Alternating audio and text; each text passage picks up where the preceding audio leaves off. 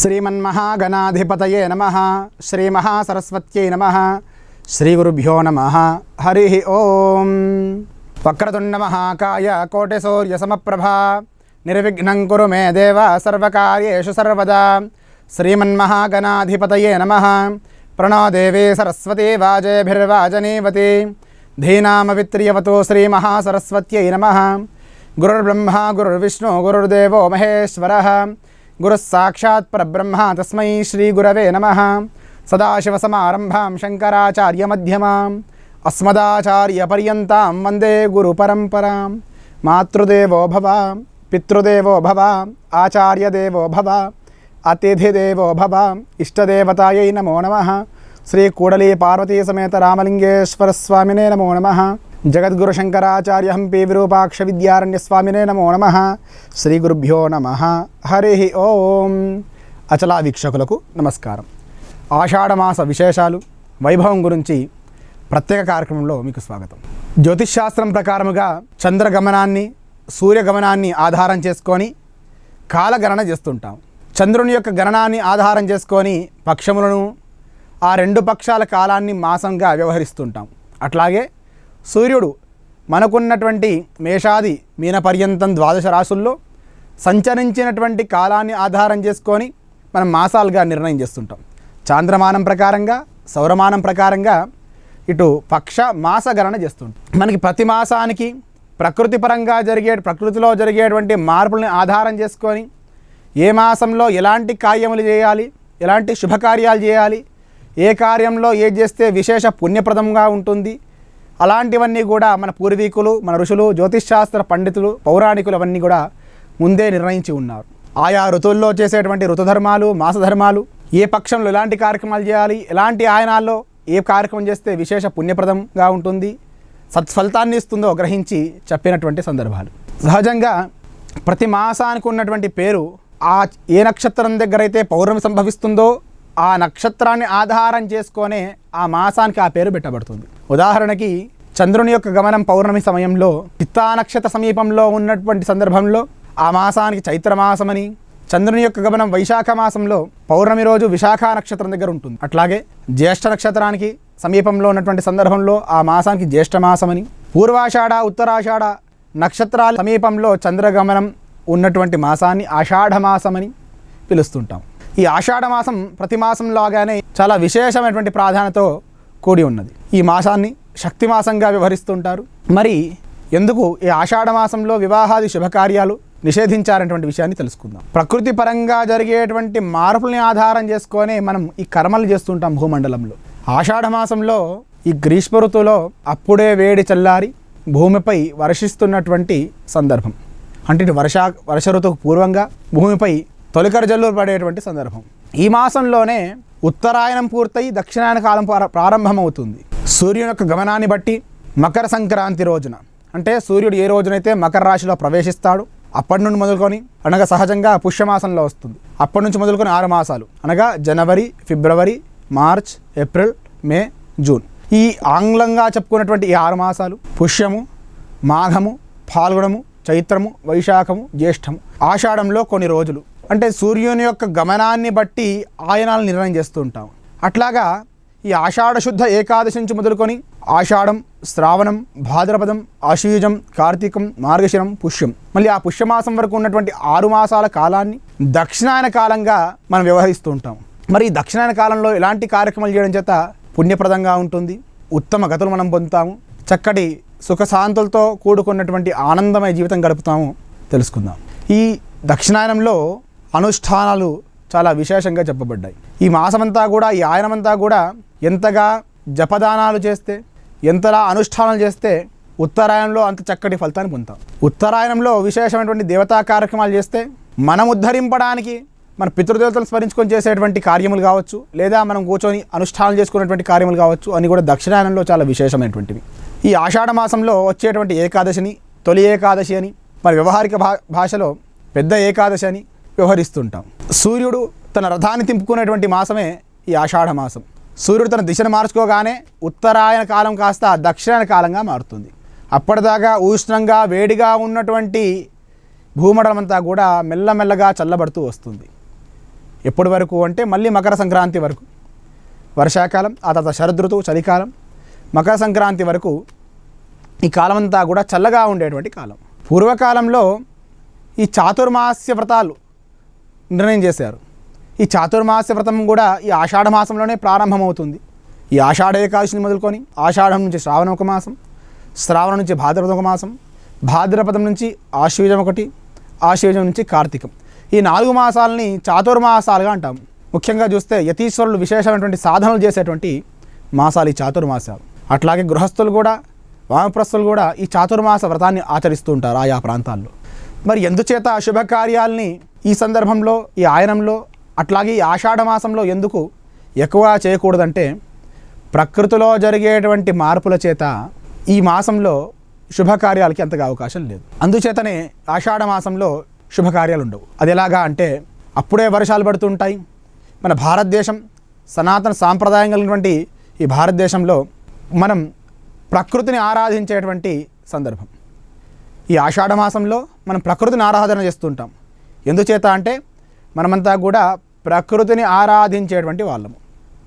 పృథివ్యాపస్తేజో వాయురాకాశాత్, ఈ పంచభూతాల్ని ఆరాధించే గొప్ప సాంప్రదాయం కలిగినటువంటి దేశమే ఈ భారతదేశం.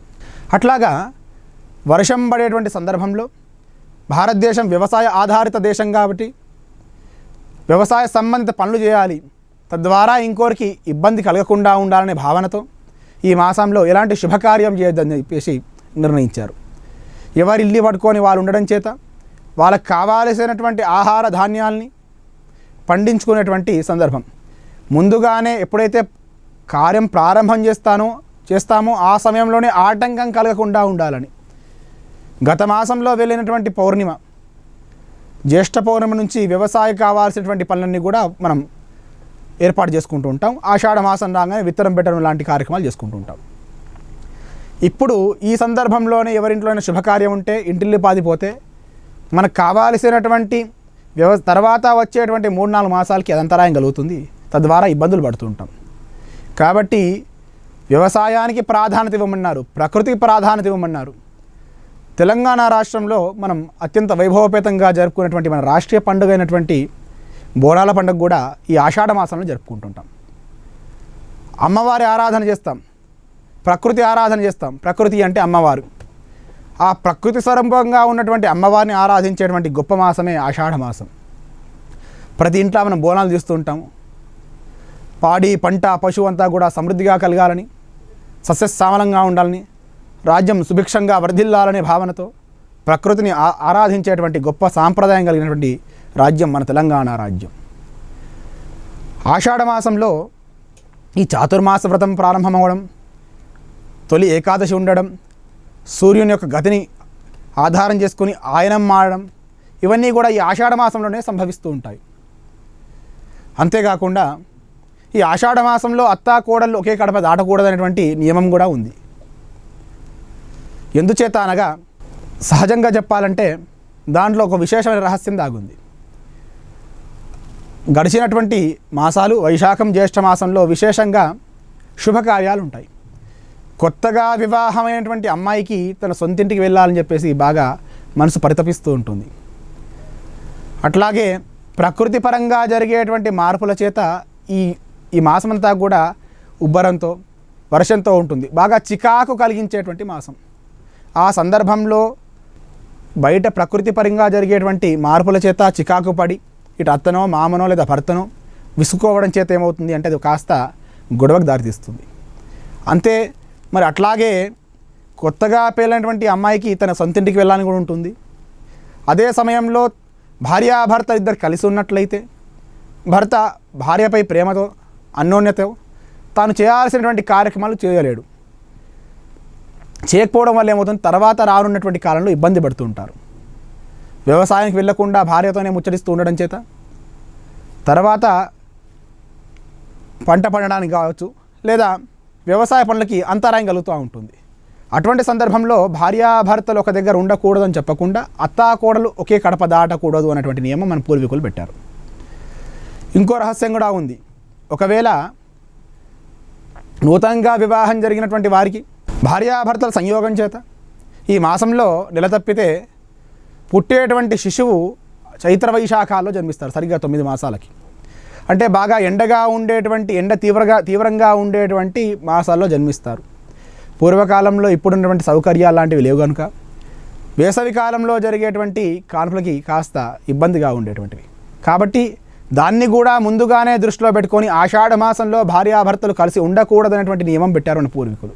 ఆషాఢ మాసం గురించి మహాకవి అయినటువంటి కాళిదాసు గొప్పగా వర్ణిస్తాడు తన మేఘదూతం అనేటువంటి మహాకావ్యంలో. కశ్చిత్ కాంత విరహ గురుణ స్వాధికార ప్రమత్తః శాపేనాస్తం గమిత మహిమ వర్షభోగ్యేన భర్తుః యక్షశ్చక్రే జనకతనయ స్నానపుణ్యోదకేషు స్నిగ్ధఛాయ తరుషు వసతిం రామగిర్యాశ్రమేషు అంటుంది మేఘదూతంలో మొదటి శ్లోకం. కుబేరుని యొక్క రాజ్యంలో రాజధాని అయినటువంటి అలకాపురిలో ఒక యక్షుడు భార్యపై ఉన్నటువంటి వ్యామోహం చేత స్వాధికారాత్ ప్రమత్తః తను చేయాల్సినటువంటి కార్యక్రమాలు సరిగ్గా చేయడంట, తను చేయాల్సినటువంటి పనిలో ఆలస్యం చేస్తూ ఉంటాడంట. దానికి కోపంగా ఉన్నటువంటి కుబేరుడు, యక్షరాజు అయినటువంటి కుబేరుడు ఒక శిక్ష విధిస్తాడు. నువ్వు భార్యపై వ్యామోహం చేత నువ్వు చేయాల్సినటువంటి కర్మ సరిగ్గా చేయట్లేదు, అందుచేత 1 సంవత్సరం పాటు నువ్వు భార్యను చూడకుండా దూరంగా ఉండుమని శిక్ష వేస్తాడు. అప్పుడు చాలా విరహవేదనతో ఉన్నటువంటి ఆ యక్షుడు బాధపడుతూ ఉంటాడు. తనలో ఉన్నటువంటి ప్రేమని, ఆ వ్యామోహాన్ని, ఆ విరహ వేదన్ని తన భార్యకి తెలియజేయాలనుకుంటాడు. ఏ విధంగా మాట్లాడకూడదు, తన సందేశాన్ని పంపడానికి ఎలాంటి మాధ్యమాలు లేవు. అటువంటి సందర్భంలో బాగా వ్యామోహం చేత ఉన్నటువంటి యక్షునికి మేఘం కనిపిస్తుంది. కూర్చొని ఆలోచిస్తున్నటువంటి సందర్భంలో బాగా మేఘాడంబరమైనటువంటి మేఘం కనిపిస్తుంది. ఆషాఢస్య ప్రథమ దివసే మేఘమాశిష్టసానుం వప్రక్రీడా పరిణత గజ ప్రేక్షణీయం దదర్శ అంటుంది 2వ శ్లోకం. ఏమిటి అనగా ఆషాఢమాసంలో ఉండేటువంటి మేఘం నల్లగా అప్పుడే వర్షించడానికి సిద్ధంగా ఉండేటువంటి ఆ మేఘాడంబరమైనటువంటి ఆ ఆకాశాన్ని చూసి, ఆకాశంలో ఉన్నటువంటి ఆ మేఘాన్ని చూసి, మేఘంతో తన విరహవేదన్ని, తనలో ఉన్నటువంటి తపనని, తన భార్యపై ఉన్నటువంటి ప్రేమని సందేశం ఒక దూతగా మేఘాన్ని ఎంచుకొని తాను సందేశాన్ని పంపిద్దామనేటువంటి ప్రయత్నం చేస్తాడు. ఇలాంటి సందేశ మాధ్యమాలు లేనటువంటి ఆ కాలంలో, ఓ మేఘమా, నువ్వు ఆయా ప్రాంతాలని కూడా తిరుగుతూ ఉంటావు కదా, నువ్వు వెళ్ళేటువంటి దారిలో ఆయా నదులు, పర్వతాలు ఇవన్నీ కూడా వస్తుంటాయి. ఆ ఫలానా పర్వతం దాటిన తర్వాత, ఆ నది దాటిన తర్వాత ఒక ఊరిలో మా భార్య ఉంటుంది. తనకి నాలో ఉన్నటువంటి విరహాన్ని, తనపై నాకు ఉన్నటువంటి ప్రేమను తెలియజేయని చెప్పేసి మేఘంతో అనుకుంటాడట. తనలో ఉన్నటువంటి ఆ విరహవేదాన్ని, మేఘాన్ని ఒక దూతగా ఎన్నుకొని తనను సందేశం పంపించేటువంటి ప్రయత్నం చేస్తాడు. అలాంటి గొప్ప కావ్యంలో కూడా ఆషాఢమాసం యొక్క వర్ణన ఉంది. అంటే ఆషాఢమాసంలో వచ్చేటువంటి మేఘాలు ఆ విధంగా ఉంటాయి. ఒక రకంగా చెప్పాలంటే ఆషాఢమాసంలో అనుగ్రహం వర్షించేటువంటి మాసం అని చెప్పుకోవాలి ఆషాఢమాసాన్ని.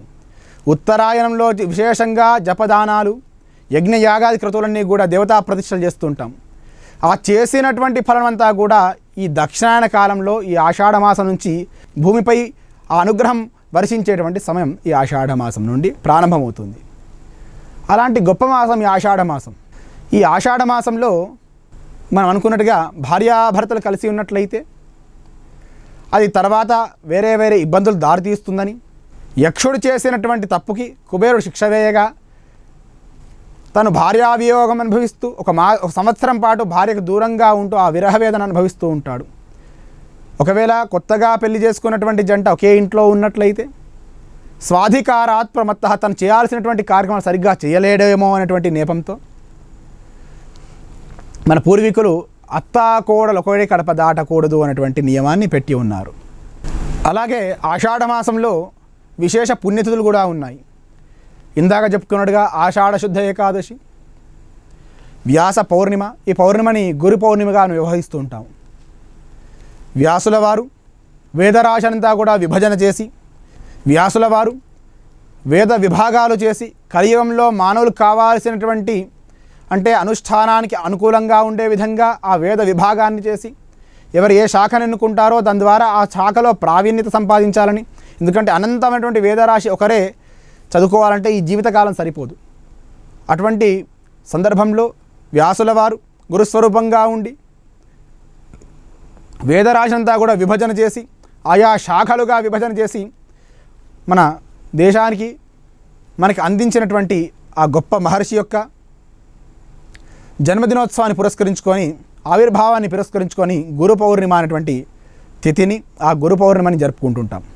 అదే రోజు ఇటు లౌకికంగా ఇటు బ్రహ్మ విద్యలో ఉన్నటువంటి వారంతా కూడా మనకి పాఠం చెప్పి విద్యాబుద్ధులు నేర్పినటువంటి గురువులను స్మరించుకొని చక్కగా వారికి పాదపూజలు లాంటివి చేసేటువంటి రోజే ఆ గురు పౌర్ణిమ. అంటే గురు రుణం కాస్తైనా తీర్చుకోగలడానికి అవకాశం కలిగినటువంటి రోజు ఈ ఆషాఢ మాసంలోనే ఉంటుంది. అది లౌకిక విద్య కావచ్చు, లేదా బ్రహ్మ విద్యలు కావచ్చు. విద్యలు ఏవైనప్పటికీ మనం ఉద్ధరింపడానికి కారణం వేదవ్యాసుల వారు. ఎందుచేత అంటే వారు వేద విభాగం చేయడం చేతనే మన ఋషులంతా కూడా ఆ వేదసారాన్ని మన దాకా అందించగలిగారు. అలాగా ఆ శాస్త్రాన్ని ఆధారం చేసుకొనే మనమంతా కూడా జీవనం కొనసాగిస్తున్నాం. మానవుడు ఎంత రుణం తీర్చుకోవాలనుకున్నా తీర్చుకోవాలనేటువంటి కొన్ని రుణాలు ఉంటాయి. దాన్నే దేవరుణం, ఋషి రుణం, పితృరుణం అంటారు. ఈ ఆషాఢ మాసంలో కాస్తైనా గురు యొక్క రుణాన్ని తీర్చుకునేటువంటి, ఋషుల యొక్క రుణాన్ని తీర్చుకునేటువంటి అవకాశం లభిస్తుంది. ఈ ఆషాఢ మాసంలో మొదలైనటువంటి దక్షిణాయనంలో పితృరుణం కాస్త తీర్చుకోవడానికి అవకాశం ఉంటుంది. ఈ ఆషాఢ మాసం నుంచి మొదలుకుంటే ఆషాఢ మాసంలో మనం చెప్పుకున్నట్టుగా ప్రకృతి ఆరాధన చేస్తుంటాము. శ్రావణ మాసంలో విష్ణు ఆరాధన, భాద్రపద మాసంలో గణపతి ఆరాధన, ఆశ్వీజ మాసంలో అమ్మవారి ఆరాధన, కార్తీక మాసంలో శివారాధన. ఇట్లాగా ఈ వచ్చేటువంటి మాసాలన్నీ కూడా శివ పంచాయతన ఆరాధనకి విశేషంగా చెప్పబడ్డాయి. మనకి తెలిసినటువంటి ఆశ్వీజ నవరాత్రులు, వసంత నవరాత్రులు లాగానే ఈ ఆషాఢ మాసంలో కూడా వారాహి నవరాత్రులు జరుపుకుంటుంటాం. ఈ గుప్తంగా చేసేటువంటి నవరాత్రులుగా, తాంత్రికంలో విశేషమైనటువంటి నవరాత్రులుగా దీన్ని వ్యవహరిస్తూ ఉంటాం. చక్కటి వరాల్ని కురిపించే అమ్మవారే వారాహి అమ్మవారు. ఈ వారాహి అమ్మవారి యొక్క నవరాత్రులు కూడా ఈ ఆషాఢ మాసంలోనే ఉంటాయి. అంటే ఆషాఢ మాసంలో శూన్యమాసం ఎందుకు వ్యవహరిస్తారంటే ప్రకృతి పరంగా జరిగేటువంటి మార్పులను అనుసంధానం చేసుకొనే ఆ సమయంలో శుభకార్యాలు చేయడానికి అవకాశం లేదు తప్ప ఇంకోటి విషయం ఏం కాదు. అంటే ఒక ఇంట్లో శుభకార్యం ఉందనుకోండి, బంధుగణమంతా వెళ్తుంటారు. వైశాఖ జ్యేష్ఠ మాసంలో ఉన్నట్టుగా అవకాశం బయట నిద్రించడానికి కావచ్చు, లేదా బయట కూర్చొని భోజనాలు చేయడానికి కావచ్చు, అంతా ప్రకృతి పరంగా అనుకూలంగా లేనటువంటి సందర్భం. కాబట్టి ఆ సందర్భంలో శుభకార్యాలు చేయడం చేత, ఇంటిల్లిపాది కూడా అక్కడ పోవడం చేత వీరి ఇంట్లో ఉన్నటువంటి వ్యవసాయం కూడా ఇబ్బంది, అట్లాగే అక్కడ కూడా ప్రకృతి పరంగా అంత అనుకూలంగా ఉంటుంది. కాబట్టి వాటన్నిటినీ దృష్టిలో పెట్టుకొని ఏ మాసంలో ఎలాంటి కార్యక్రమాలు చేయాలని చెప్పారు మన పూర్వీకులు. అట్లాగా ఆషాఢ మాసంలో చేయాల్సినటువంటి విశేషమైనటువంటి అనుష్ఠానము. ఇంత శక్తి సంపాదించుకుంటే ఆ శక్తి శీఘ్రంగా సత్ఫలితాన్ని ఇస్తుంది. ఆషాఢస్య ప్రథమ దివసే మేఘమాశిష్టసానుం వప్రక్రీడా పరిణతగజ ప్రేక్షణీయం దదర్శ. తన భార్యపై వ్యామోహం చేత, ఆ విరహవేదన చేత ఏ విధంగా సందేశం పంపించాలో తోయక ఆషాఢమాసంలో కనిపించేటువంటి బాగా మేఘావృతమైనటువంటి ఆకాశం చూసి, ఆషాఢమాసంలో ఉన్నటువంటి మేఘాన్ని చూసి ఆ మేఘం ద్వారా తన సందేశాన్ని పంపించాలనుకుంటాడు ఆ యక్షుడు. సర్వజనుల యొక్క సౌఖ్యాన్ని కోరే మన పూర్వీకులు ఈ ఆషాఢమాసంలో కొన్ని నియమాలు ఏర్పాటు చేశారు. గృహప్రవేశాలు లాంటివి, లేదా వివాహాది శుభకార్యాలు లాంటివి ఈ మాసంలో నిర్ణయించి ఉంటే ఇటు వచ్చినటువంటి బంధుగణానికి చేసేటువంటి మర్యాదల్లో ప్రకృతి పరంగా జరిగేటువంటి మార్పుల చేత యజమానికి ఇబ్బంది అయ్యేటువంటి సందర్భాలు. అంతేకాకుండా బంధుగణమంతా కూడా వచ్చి శుభకార్యం జరిగేటువంటి ఇంట్లోనే నివాసం ఉండిపోతే వారు చేయాల్సినటువంటి వ్యవసాయ పనిని కూడా అంతరాయం కలుగుతుంది. కాబట్టి సర్వజనులు శ్రేయస్సు కోరి ప్రకృతి పరంగా జరిగేటువంటి మార్పుల్ని దృష్టిలో పెట్టుకొని ఆయా సమయంలో ఏ ఏ పనులు చేస్తే, ఏ ఏ కర్మలు చేస్తే అందరికీ బాగుంటుంది, తద్వారా లోకమంతా కూడా సుభిక్షంగా క్షేమంగా ఉంటారో నిర్ణయించి ఆషాఢమాసంలో శుభకార్యములు చేయడానికి నిషేధించడమైనటువంటి సందర్భం. అనాది కాలం నుంచి వస్తున్నటువంటి సాంప్రదాయం ఏది?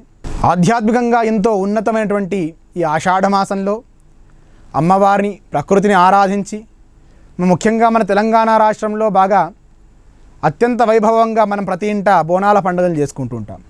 అట్లాగా అమ్మవారిని ఆరాధించడం చేత అమ్మవారు శక్తిని ప్రసాదిస్తుంది.